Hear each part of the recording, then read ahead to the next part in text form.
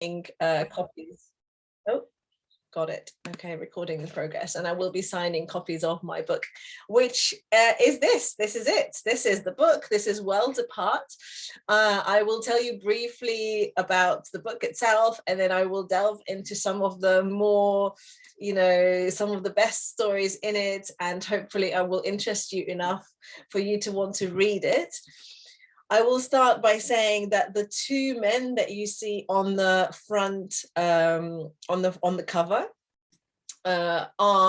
is the beginning of the story. So we have Adolf over here, and this is Marcus, and Marcus was my great grandfather. So it's very much a personal story, a story of my family, which is very close to my heart, and which took about 7 years to research and to write up. So it was a very, very big job.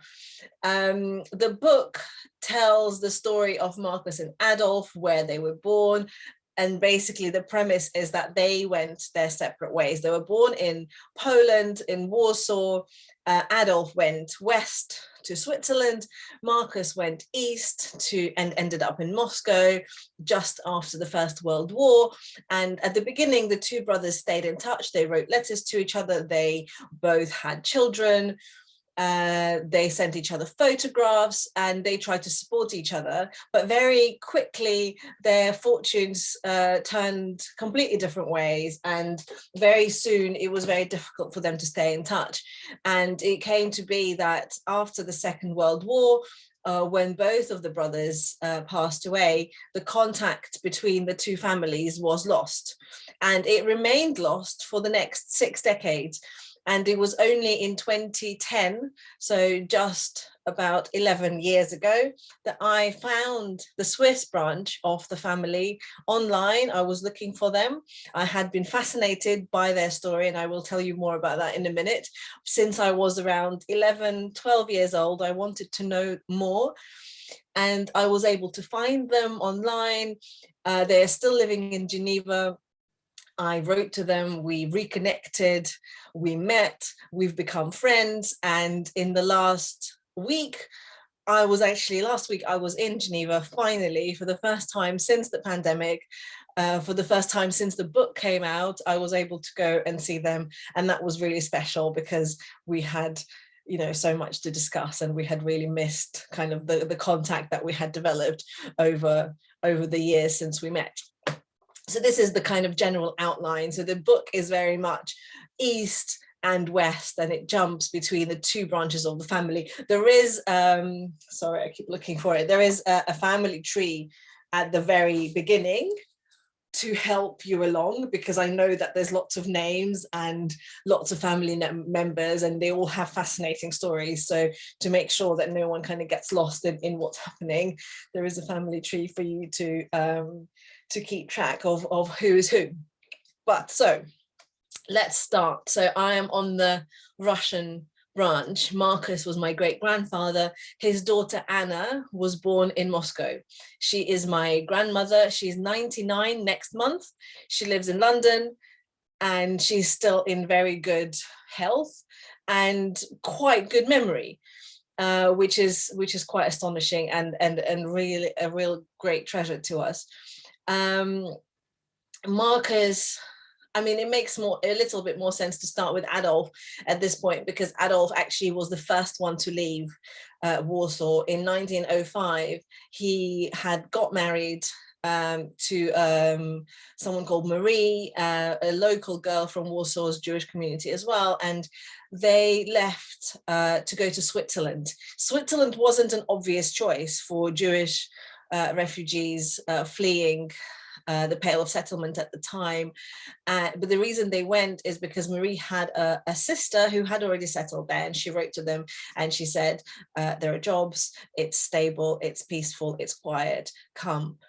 She was living in the Jura mountainous region, which was already becoming very famous for its watchmaking factories. And that's what Adolf and Marie did.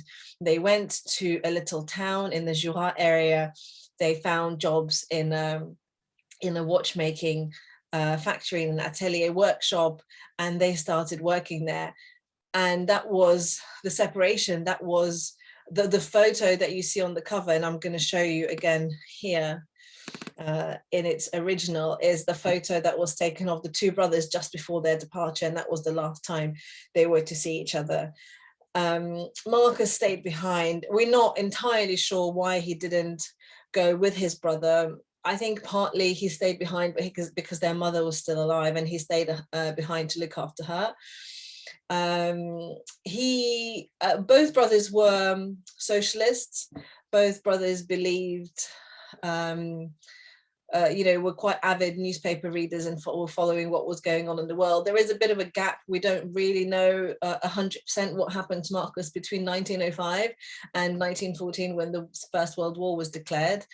But when the First World War was declared, Marcus enlisted for the Russian Imperial Army, one of many Jews joining and choosing to fight for the Tsar. And that was kind of a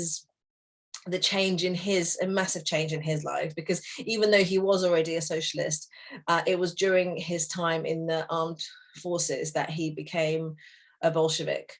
It was also the first time in his life that he became exposed to men of all walks of life, because he was a boy from the Jewish quarters of Warsaw, who hadn't probably met quite so many different people from all over the country who were suddenly all fighting together. And Bolshevik ideas spread like wildfire during the First World War, throughout the Russian army, because the Russian army wasn't doing so well. It lacked resources. It wasn't very well equipped. The men were really struggling.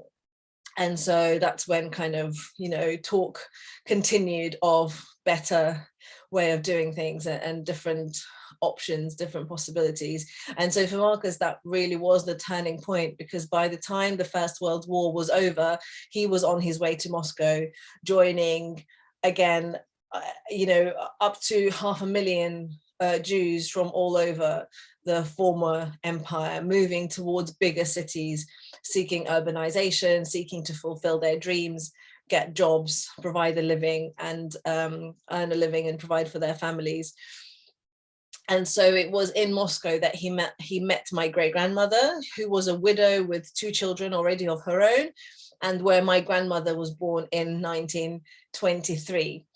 In 1923, Lenin was still in charge. Lenin still had a year left to live.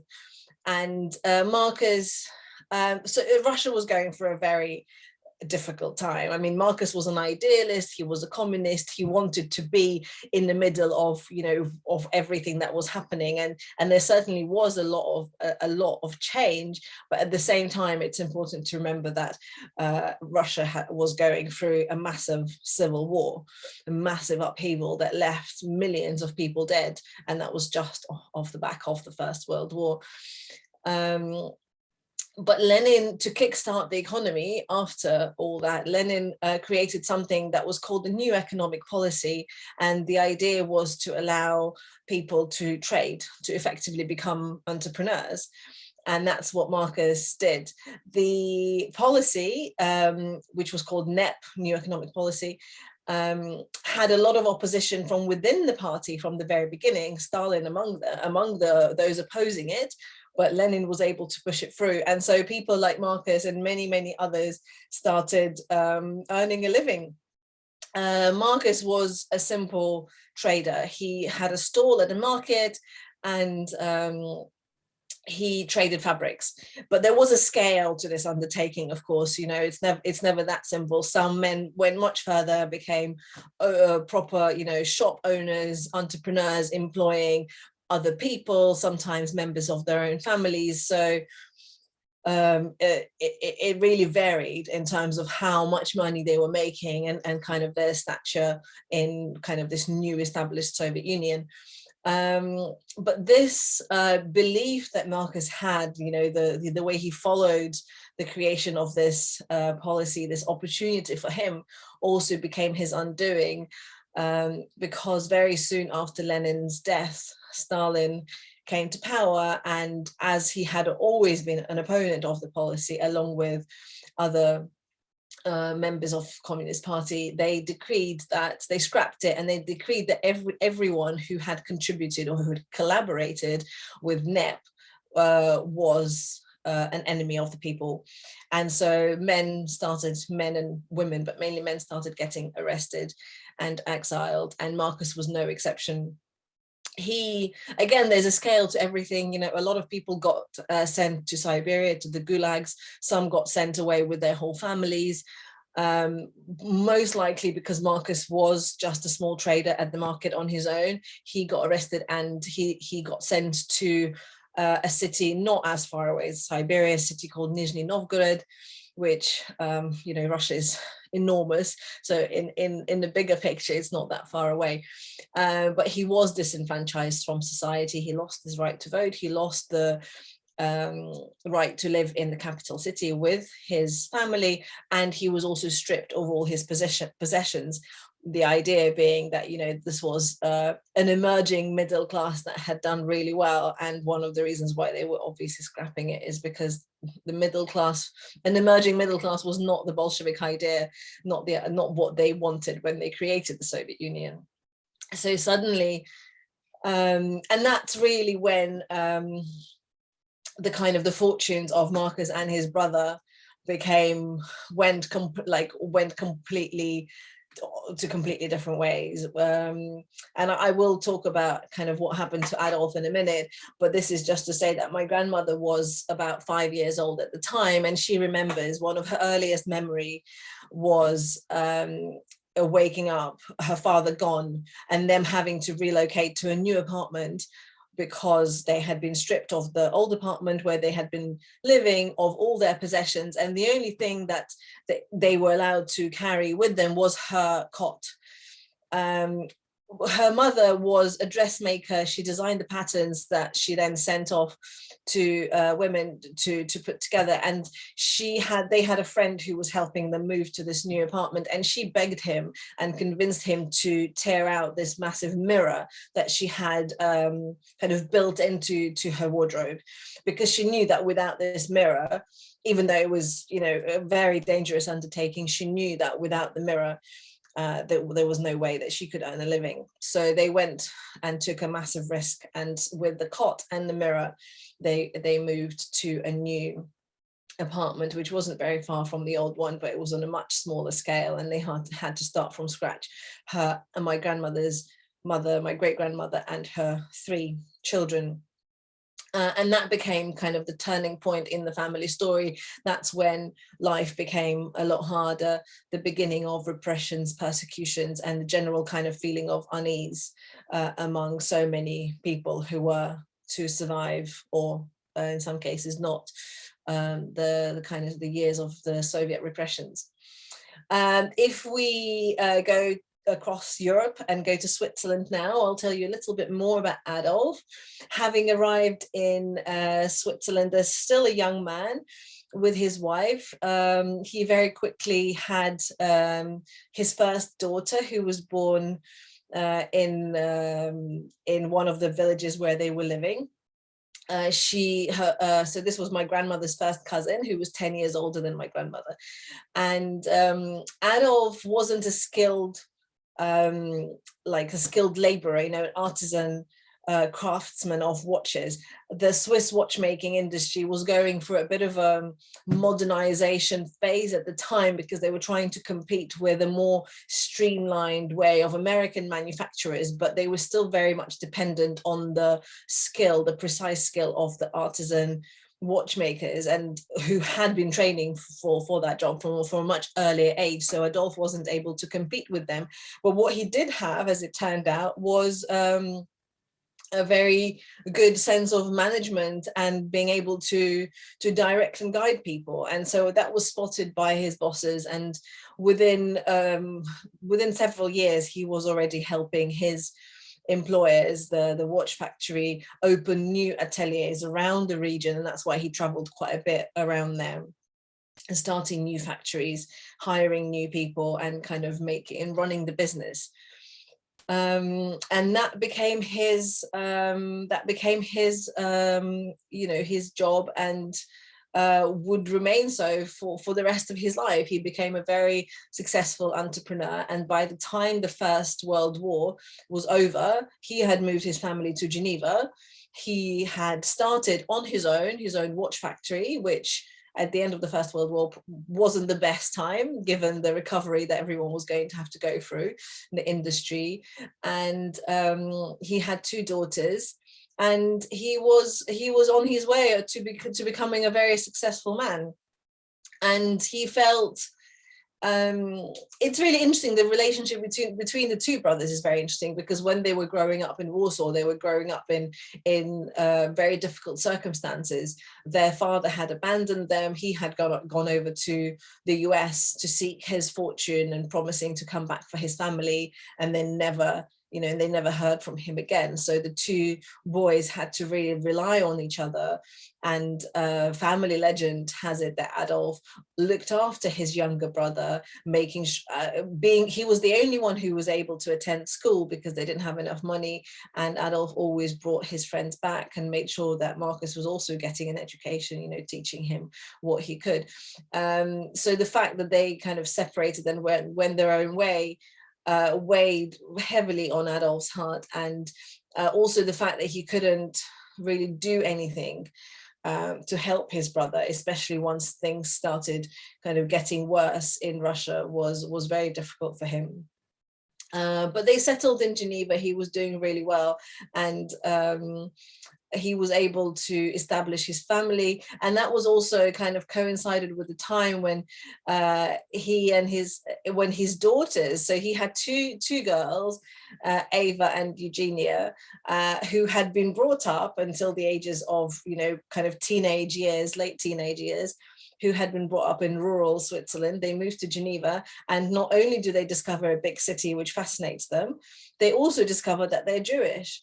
Because even though Marie, their mother, came from quite a religious Jewish family, while they were living in rural Switzerland, they were quite hesitant and quite cautious about, being seen as the kind of the immigrants, the refugees. They really wanted to assimilate. There was a bit of tension, and they didn't want it to stand out too much. So the parents spoke Swiss German to the girls. But it was only after they arrived in Geneva, where there were other Eastern European Jews who were also coming to settle in the city, that they started forming a Jewish community, which still exists today. And it's fascinating because Adolf obviously had become eventually quite a prominent figure in that community, and his granddaughters now are still there, living in the same kind of neighborhood. And I personally, having lived in so many different countries, so many different cities in the world, I find it really touching to, having researched and written this book, and having studied all the different streets and buildings of where all different family members have lived. I find it really extraordinary to go to Geneva and find that his granddaughters are still living on the same streets. To me, that always doesn't really fit in my head, but it's really, really amazing. So now that we're talking about the daughters, I'm going to show you the photos. Let me just find them. So Ava, this is Ava. Oh, hold on. Sorry. Oh, there you go. This is Ava. She is the elder sister, who was, I think, around in her late teens when they moved to Geneva. And this is her sister, Genya. And so they were my grandmother's first cousins. And in a sense, the story for me started with these photos. These are just some of the photos that had been sent over from Switzerland to Moscow for my grandmother, for her father Marcus to see in their exchange of letters. And these are the photos that my grandmother kept her whole life, through all the repressions, through all the fear, through all the trying to hide her roots and the fact that she had family abroad. She kept this old file of photos that also had photos of her cousins, their engagement photos. So this is, for example, Ava and Stanis, her husband, and this was taken in the early 1930s. And there's a similar one of Genya and David. Genya's husband, which was also an engagement photo taken around the same time. And so for me, this is where the story begins, because these are the photos that I saw when I was around 11, 12. And I was so struck by them. You know, to me, they were so elegant. They were so well turned out. They were so serious. I wanted to know who they were. I wanted to know what they did, how they lived. It felt like it was a different era. Well, it was a different era. It felt like it was a completely different world. And my curiosity kind of, unraveled, because my grandmother didn't know anything. And there's two parts. So she knew their names. That's kind of where it stopped. And she spoke in very high regard of her uncle Adolf. I was told that he was a very intelligent man. He went west from Warsaw. He ended up in Switzerland. He made a lot of money. He made all the right choices, and grass was green on the other side, kind of thing. As I did the research, as I started much later, after we met the family, and I started learning about the Swiss experience, but also more about the kind of the Russian, the Soviet experience of my grandmother, I obviously came to realize that there were two main reasons why she didn't know anything. One of them is that she was a child when these letters arrived. So the letters themselves didn't survive. Only the photos did. So she couldn't actually go back and refresh her memory and find out what happened to them. But the main thing is that she had to hide their existence her whole life. Once Soviet repressions kicked in force, once Stalin became paranoid and started persecuting people for having family abroad, for coming from different country, for being Jewish at times, my grandmother had to hide the fact that she had family in Switzerland. And so her whole life, this was something that she treasured, she thought of in the darkest moments. Eventually she had lost contact with them, so she couldn't contact them. She would dream of this hypothetical world where she would message or write to them and ask for help.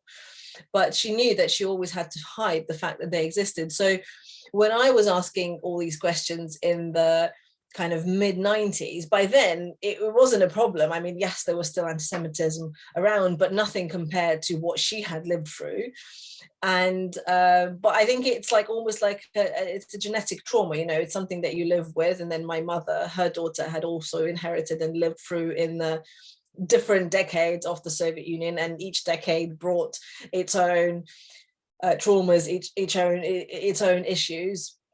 So for me to suddenly start openly asking all these questions and trying to kind of work out what happened to them, it just really wasn't something that they were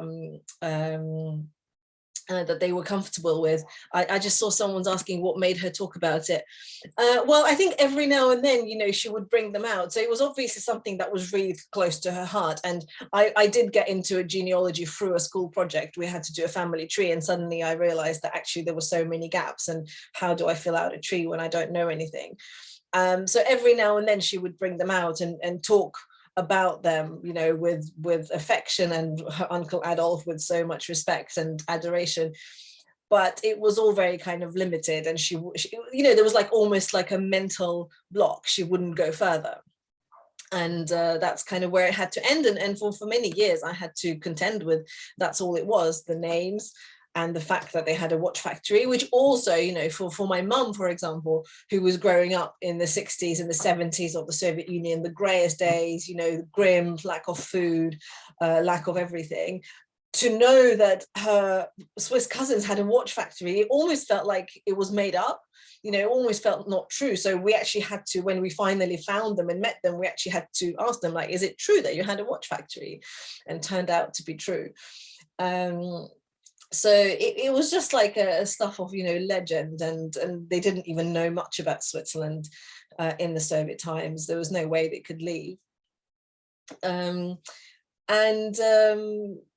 I think, and for my grandmother as well, she only really started talking about her story after we met the Swiss cousins for the very first time. She was 86 at the time, and looking for the photo, sorry, I just have a second screen here, that's why I keep looking to the side. My grandmother was 86, she's on the right, and Genya was 97. And that's when we found them online and we met, and we took my grandmother to Geneva, and we reconnected. And I think no one expected that that was ever going to happen. I had that, teenage fascination with family history. I didn't start looking for them until well after I had come to London and went through my own journey of kind of discovery of my Jewish identity and what it meant. And by the time I came to looking, it wasn't actually, didn't take very long to find them at all. But we met that day. My grandmother and Genya connected through the common language they had was German. My grandmother, having studied German at university and taught it her whole life at evening classes, and Genya having been born in the German-speaking Switzerland.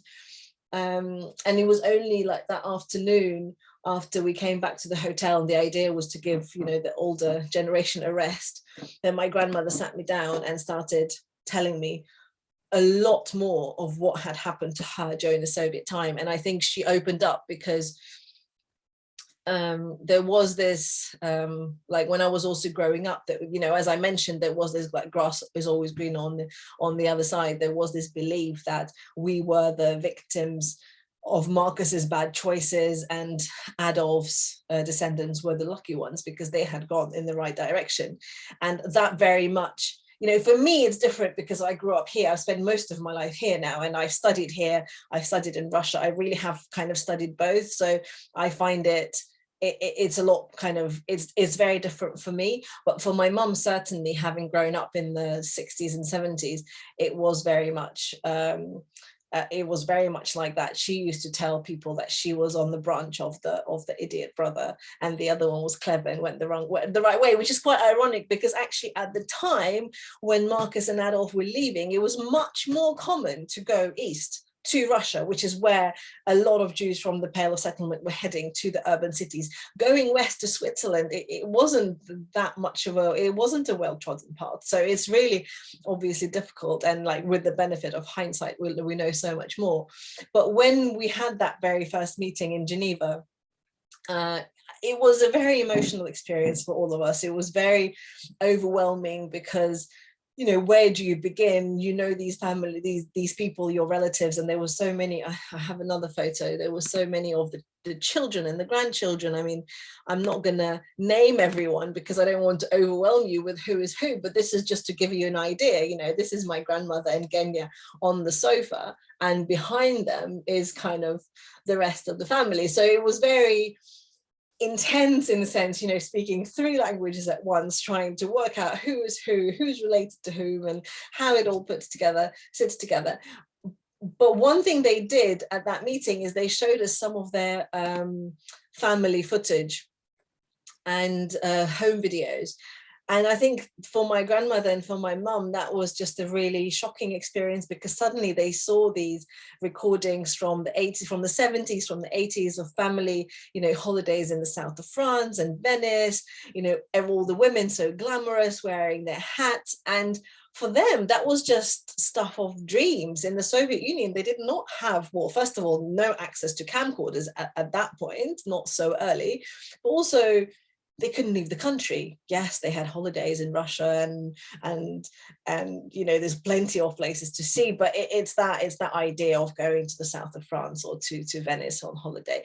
I think it really reinforced that message, or that kind of idea that my grandmother and my mum had while I was growing up, that we were like on the wrong side.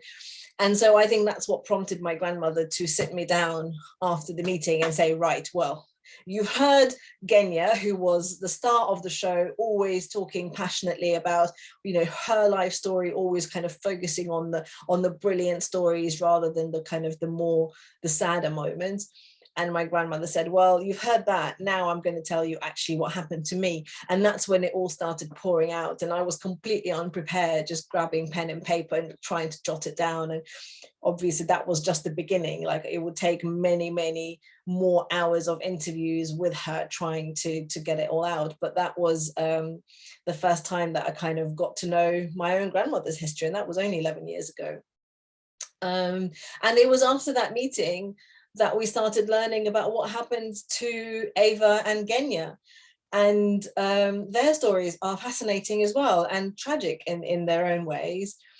So I've shown you the engagement photos. So Ava married a man called Stanis, who was a Russian Jew who had fled the pogroms much earlier than Adolf's family, and they were a family of diamond traders that they had settled in Antwerp. And so when they got married, Ava moved to Antwerp with him. He himself wasn't actually in the diamond business. He was the only one in his family not to work in the diamond trade, but he worked for a German silverware company, which meant that as soon as the Nazi anti-Jewish laws kicked in, and as soon as Jews were told not to work, they could not work for German companies, he was one of the first in Antwerp to lose his job. So they were one of the first affected. And because they were living in Belgium, and because Ava's father, Adolf, was quite well off, at the beginning, they lived a really nice lifestyle. They came to Geneva as much as they wanted. Ava would often spend a couple of months at home visiting her friends and family, and then going back to Antwerp to see her husband, who was trying to find work. But it was very quickly, eventually when Belgium became occupied by the Nazis and they were stuck, that things took a turn for the worse.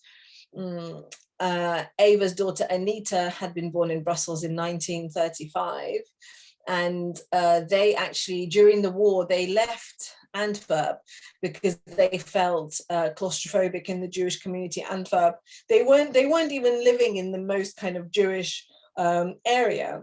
They were living slightly away from the kind of more religious, more conservative Jews that worked in the diamond trade, but still Antwerp was a very Jewish place. And so they moved to Brussels thinking that they can get away from maybe some of the repressions, that they could get lost in the big city. They rented a flat on Avenue Louise, which now is one of the most glamorous streets in Brussels, and they were living there. But of course, what they didn't know is that the Nazis were going to introduce the Yellow Star and all sorts of other measures that were still going to catch them out. And Ava is the only person, the only kind of family member whom I wasn't able to meet by the time we had connected. She was 6 years older than her sister, so she was no longer alive. But luckily for me, luckily for the book and for my research, she had kept a diary almost her whole life. A lot of it was written, afterwards. In hindsight, a lot of the war years experiences were written after the war, but still she was very diligent in documenting how she felt, what was happening, her feelings. And that really helped me hugely when I was writing the book and trying to kind of understand what she was going through. And I have to say that middle section of the Second World War, of Ava's experience in living in occupied Brussels, is some of the striking is probably the most striking part of the book, because even as I was reading her diaries, and as I was discovering it for myself, having studied history, having specifically studied extra that part of that part of history of what was happening in Brussels, in particular the invasion, everything, I just wanted her to stop. Like I almost didn't want to read further, because I knew what was going to happen and how it was going to become occupied, which they didn't anticipate, they didn't believe. And it definitely makes for very emotional reading, even though a lot of it is written, with the benefit of hindsight. Even from her, she knew what she was writing. She was very, very skilled at that. She survived, obviously, the war. Her husband was less lucky. Their daughter Anita, who's now 87 and lives in Geneva, was evacuated by the Red Cross, who were taking children out of Belgium and sending them to other countries, including Switzerland. And while Anita was five or 5.5 at the time, and she was put on the train by her parents, and she waved goodbye to her parents, and that was the last time she saw her father. And while I was also writing the book, I had 2 of my own children in those 7 years, and my eldest daughter is now 5. So I mean, it just brings a whole extra layer of of understanding, of empathy with these people, because I mean, it was easier for Ava than some others to put her daughter on the train, because at least that she knew that she was going to her grandparents, because many others were going to foster families who were just trying to protect them and save them from the war. But still, it gets very emotional in different parts when you just kind of try to imagine what they were going through. At the same time, during the Second World War, Genya had moved to Tel Aviv. She had married the man called David, who was also a Russian Jew who had settled in Palestine with his parents, but then came to study in Geneva, which is where he met Genya. And after they had completed their education, he convinced her to move to Tel Aviv. That was something that Adolf was really against, because he was not a Zionist. He didn't believe that the future of the Jewish people was in the Middle East. He wanted Genya to stay in Geneva. But he also recognized her passion and her stubbornness almost, and her just desire to do what she wanted. He recognized himself in his younger daughter, and so eventually he let her leave. And so she was only, I think, 21 when she arrived in a completely new and very exotic land. Tel Aviv was just being built up. It's not the city that many of us know today.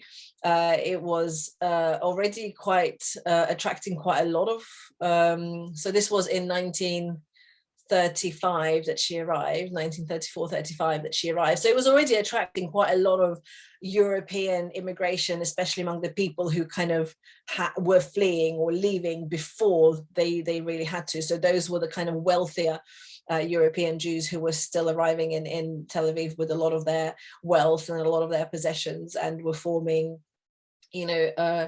emigre communities that Genya fitted in quite well. And I think she really enjoyed herself at the beginning, because she felt like she was an adventurer. But it all kind of changed very quickly when the war began, because her husband signed up with the British Army. He was a doctor, and disappeared. He basically left, and he served with the British Army for the duration of the war, and then continued for several years afterwards. So she barely saw him, and she was left alone with her young daughter, in a country that she knew very little, in a country that was also affected by the bombardment at times, where there were air raids and they had to hide in bomb shelters, but also, very concerned about her family back in Europe, and with very little news coming through, because all the letters that she was receiving, they were blacked out, and all the information was censored. So she didn't really know exactly what was happening to her sister Ava in Brussels. And in the meantime, my grandmother Anna was in Moscow when the bombardment of Moscow began in 1941. And obviously, I mean, the three cousins, the three kind of women of this generation of the book, they had a completely different experience of the war. My grandmother was evacuated from Moscow. Her father, Marcus, had come back from exile by then. He was working at an institute, at a university, in the procurement department. And so he was able to organize evacuation places for his wife and his daughter, because so many academics, so many industries were being evacuated as far away from the front line in Western Russia as possible. And my grandmother found herself in a city called Ufa, which is in the Republic of Bashkiria, which is close to the, I mean, I say it's close to the Kazakh border. It's towards the border with Kazakhstan. It's like, again, the scale of Russia is so huge that it's not quite there, but it's towards the border with Kazakhstan, which welcomed hundreds of thousands of people fleeing conflict, fleeing the western parts of Russia. Which was also obviously a huge strain on their resources. And my grandmother found herself in a small room that she was sharing with her mother, which was being let out by a landlady who was just trying to supplement her income, because there was, like, she had nothing to live on. But I think it was a very different experience for my grandmother, who was younger. She had just finished school, and she was at university. So she went to University of Ufa to study German. She was being trained as a military, well, is it not necessarily military, as a German interpreter, translator, to help the war effort eventually. And she has some very difficult memories of being, again, finding herself in a place she didn't know, but also, you know, the usual kind of university stories of being with your friends and being drafted to help the war effort. And it doesn't quite compare to the war years that her cousins had over in Belgium and in Tel Aviv. But I think it's very difficult to compare the two branches in reality, because all the experiences came in waves and not all decades were equally, you know, bad for both sides of the family. And I try not to I try not to draw any comparisons, unlike, you know, the previous generations of my family. I am aware that I have been talking for quite a long time. I have lots more to tell you. I also have quite a few more photos to show you, but I wanted just to say that if anyone has any questions, then let me have a look. What did the Swiss family thought about the Russian family? This is really interesting because, so, you know, for us, we always thought of them, but when we made contact with them 11 years ago through the genealogy website where we found them, it was Genya's daughter Ariane who I first contacted. And Ariane replied very quickly. She was very emotional. She was thrilled to hear from us, but it transpired afterwards that she had to contact her mother, Genya, 96, 97 at the time, to actually ask her who we were and if this was all true. So she hadn't actually been aware of our existence. And that was quite shocking for us, because we always just assumed that, you know, they knew about us, we knew about them, and they would be, we don't know exactly how it happened that Ariane and kind of like the next generation, that they didn't know. The family tree that they had built, there was a placeholder for Adolf's brother. So they knew that Adolf had a brother. Our theory, I mean, we've discussed this with Ariane, with Ariane's cousin Anita, you know, many times. What happened? Why is it that your parents, Ava and Genya, didn't tell you about us in Russia? And our theory is that Adolf felt very bad that he couldn't help his brother. That when, especially in the 30s, when it was getting really difficult, when Marcus was in exile, when contact was problematic and dangerous, there was nothing he could do. And actually, having studied that period and having heard all my grandmother's stories, which are also quite shocking and are in the book, I think it's actually quite good that he didn't attempt to do anything, because if he had attempted, he would have made it worse, potentially, for my family. But I think because the two brothers were quite close, he felt helpless. He couldn't do anything. There was a lot then going on for them in the 40s. Adolf passed away in 1950. Contact was lost. That was it. They wouldn't have known how to find us. We didn't know how to find them. And gradually it just, it was very different. You know, the post-war years for them were very different to the Soviet experience. So that's where the decades stagger. The post-war experience in Switzerland is all about everyone getting married, remarried, divorced, you know, getting on with their lives, rebuilding their lives. Whereas on the Soviet side, that's where it gets almost worse, because the repressions continue, the food shortages continue. There's so much more going on. So yeah, it's a really good question, but we don't really know the answer of what they thought at that point. Yeah. Anyone else has anything? I could just say it's very resonating, because my dad, he was born in 1941 in the train while escaping from Kharkiv to evacuate, like last train which could be done. So yeah, your stories are really like resonating and reminding of my history. So yeah. Where was he going to be evacuated to? Also that far north Russia, so they went to Penza and then almost. Okay. Yeah, far. Yeah, Same yeah, they were taking, and you know, the whole evacuation process was also terrible. Like, it takes just over a day at the moment to get from Moscow to Ufa on the train. It's far, but it's just over a day. At the time, it took my grandmother a month, because the train that they were being evacuated on had to stop to let any military convoys pass. It had to stop for all sorts of various reasons to do with the war, and they had no food. They had to rely on whatever provisions they brought with them. Every time they stopped at a station, they could buy, you know, whatever the local people were selling, but the local people didn't necessarily have that much to sell either. So it was a really difficult time. And my grandmother remembers how people who got sick or died were just literally offloaded at stops or whenever, and the train continued. So it was quite a harrowing experience. There's one photo while people are, well, if you're still thinking about questions and while I have time, there's one photo I want to show you, which is like kind of a family treasure.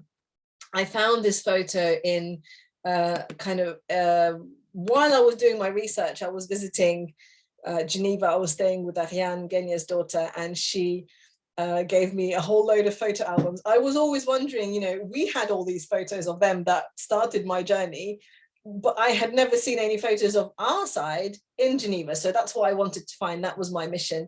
And while I was looking for those, I found this photo, which is the earliest photo that we have in our photo album of the two brothers with their parents. This is Adolf and Marcus. Marcus is the youngest, Adolf is slightly older, and their parents, Nachman and Hannah. And I think that if you go by the dates, I think this is the last photo that they took before Nachman left and abandoned his family and ran away to America. And when I found this photo, this was the very first time that I had seen my great grandfather and great grandmother. And when I showed it to Ariane, it was also a complete shock to her, because she had all these albums in her cupboards, but they belonged to her Aunt Ava.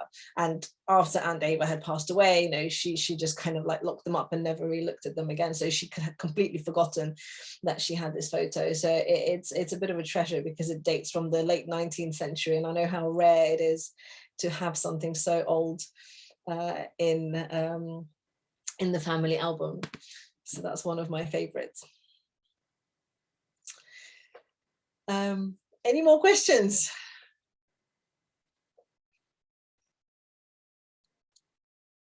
Okay, well, in that case, I don't know, let me show you, let me give you my website. This is it. This is where you can go if you like the story. There's lots more photos on the website recounting all aspects of, you know, of this book, and where you can also find all the links for buying a copy of the book if you would like to read it.